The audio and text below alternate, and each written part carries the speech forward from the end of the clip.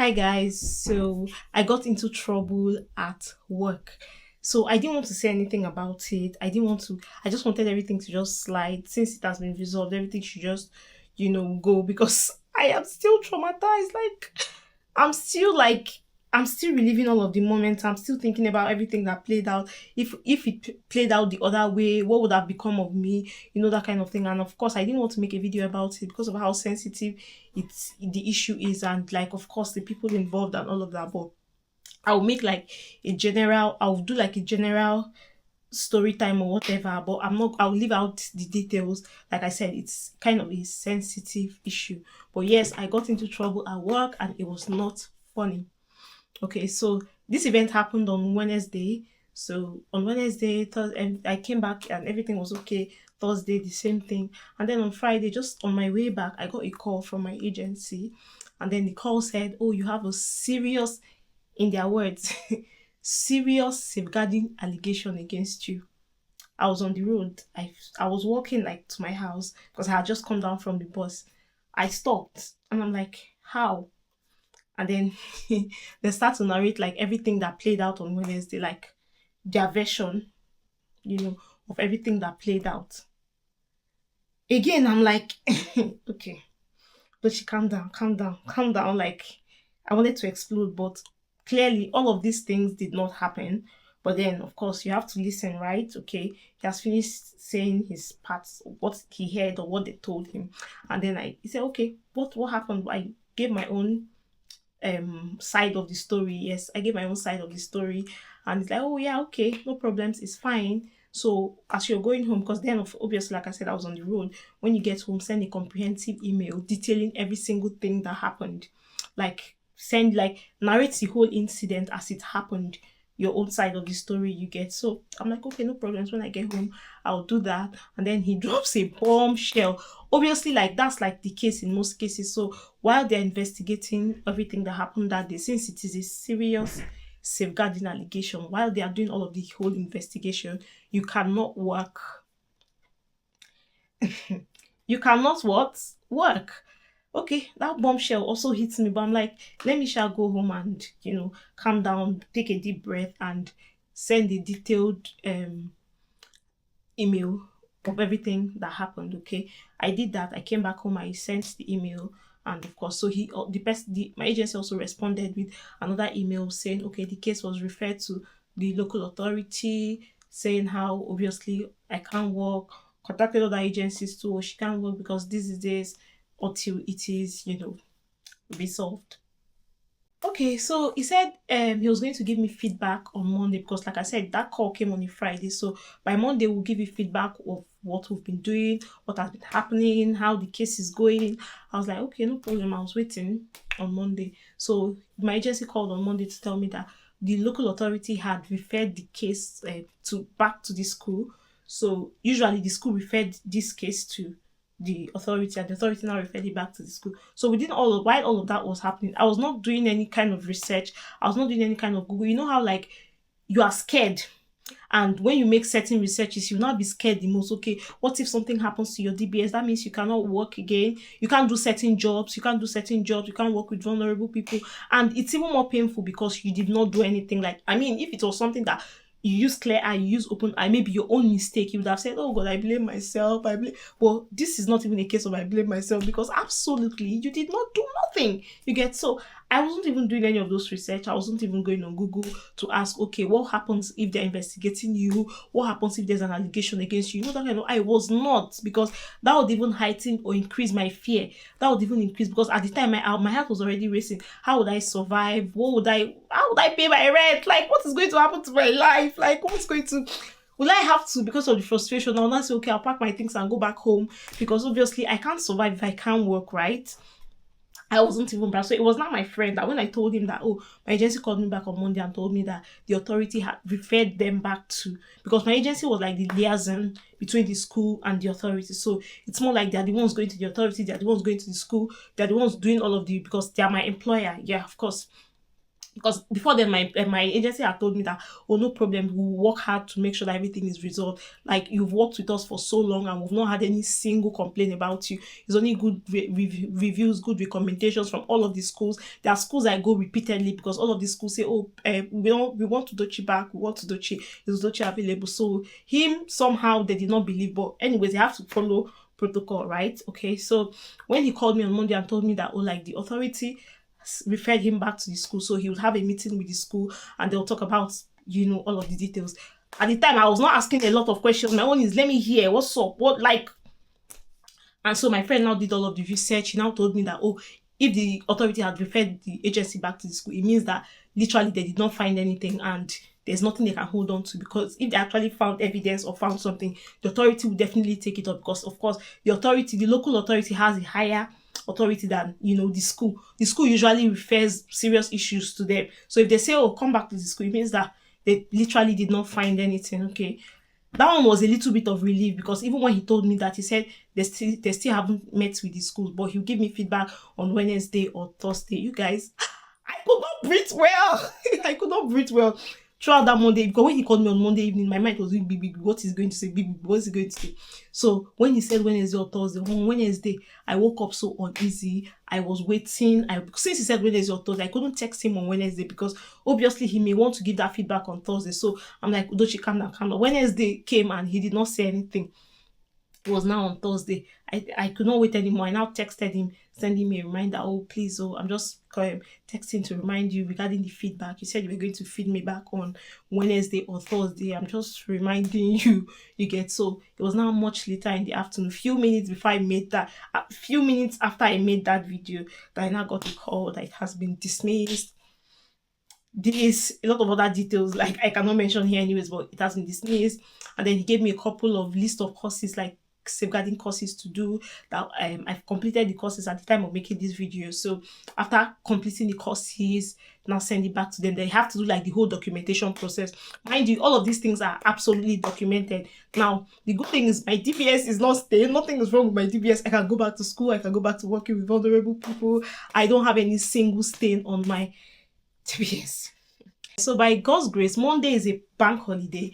By Monday is a bank holiday. By next week, I should be back to work, okay? Maybe Wednesday. I think I'll resume on Wednesday. I'm not too sure. Wednesday or Tuesday, but they've asked me, are you mentally okay to start? To be honest, I'm not mentally okay yet, but hopefully this weekend, I'll use it to be mentally okay. Plus, my dissertation deadline is next week, Friday. So, like all of that thing happened, and I was literally at home working on my dissertation, but my mind was racing. I'm like, this is injury period. Like, why is this happening at all? And even if it should happen, not now that I have my deadline really close, I have a lot of things going on for you guys. I don't know where to start. Like, there's this job I applied to. I've even forgotten I applied to. They reached out which day, and then they have this. To be honest, I'm deviating. They have this so-called test or something to do. They say, oh, can you do it over the bank holiday, over the weekend? I have to do that over the weekend too. So imagine all of that, doing this, doing that, and then this thing comes. So it's like your mental health then, it's put to test, okay?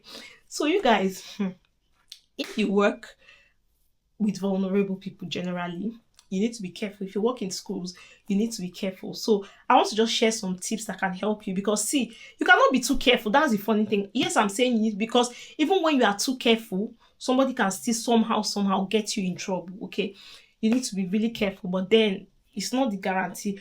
I could just share some tips. One of the tips is be in the present. Like, be what they say, use your 6 senses. In fact, if you see 7th and 8th and 10th senses, use it. Like, don't be carried away. It's not the one that you are sitting down. Your mind has now flown away to somewhere else. No.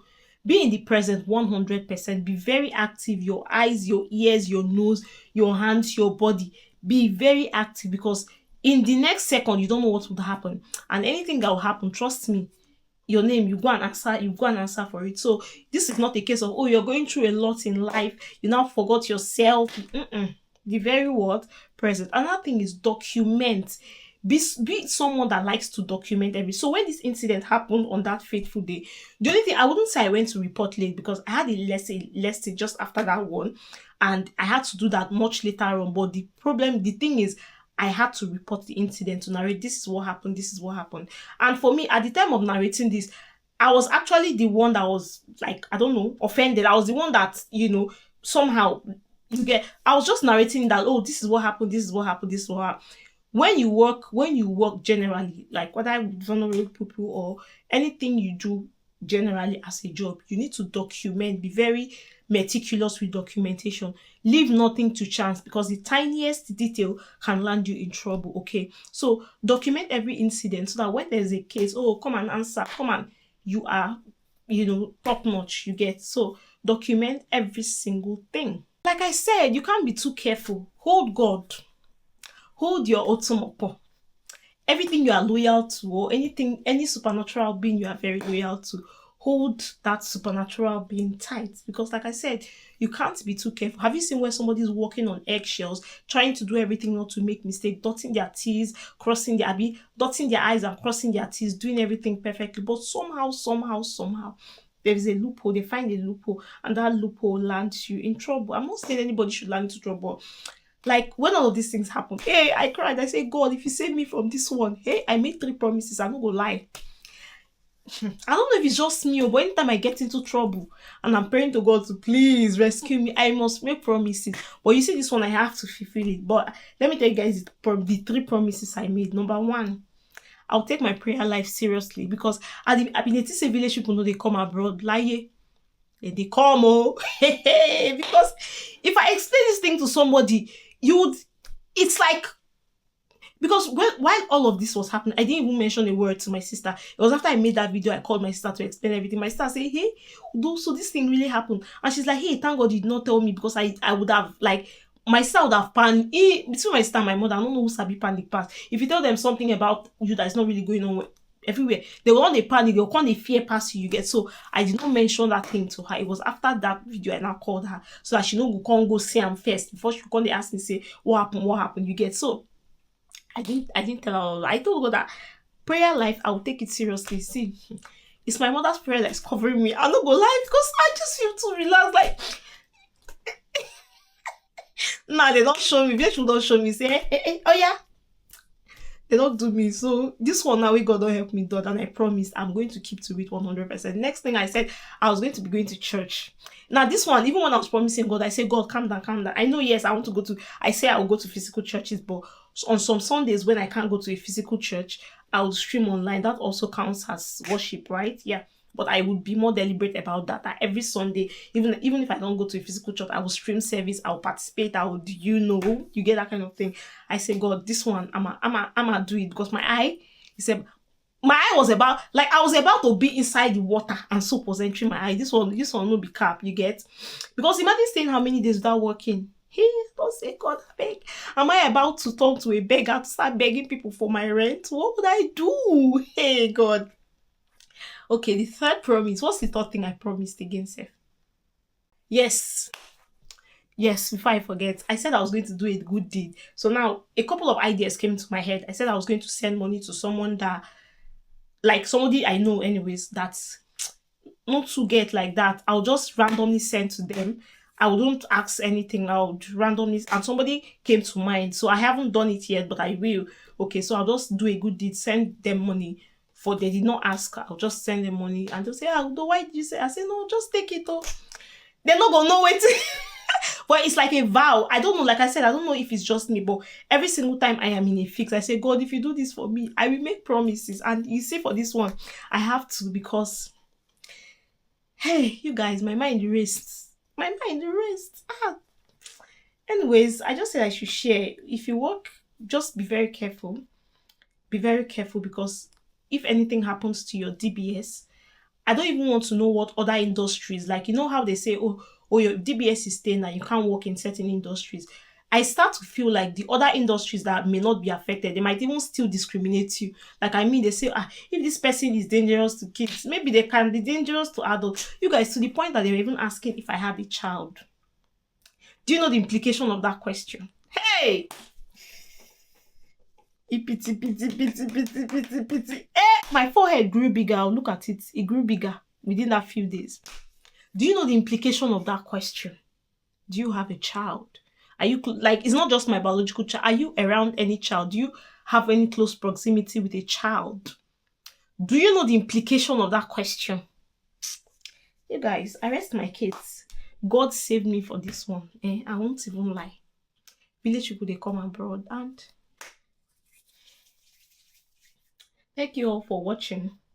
I'm still healing from all of this. I'm still absolutely healing. All that I've done.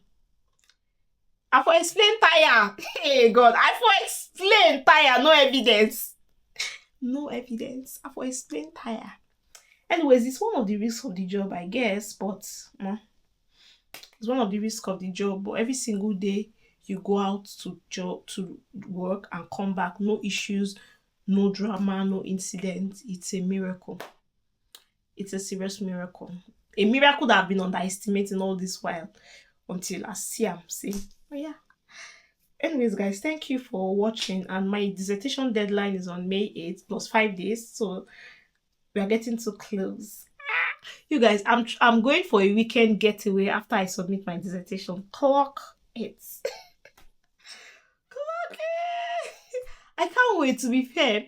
I can't wait to get into another phase of my life, like job applications. I need to seriously take applying to permanent roles really seriously. And anyways, guys, I don't want to make this video too long and deviate. Thank you so much for watching. Please like this video, please subscribe if you haven't, and please engage and tell your friend to tell your friend to tell your friend. I'll see you in the next one. Still say thank you, Jesus, on my behalf, because it can never be enough. Yes, still say thank you, Jesus, okay? I'll see you in the next one. 2 do's from someone that almost entered trouble.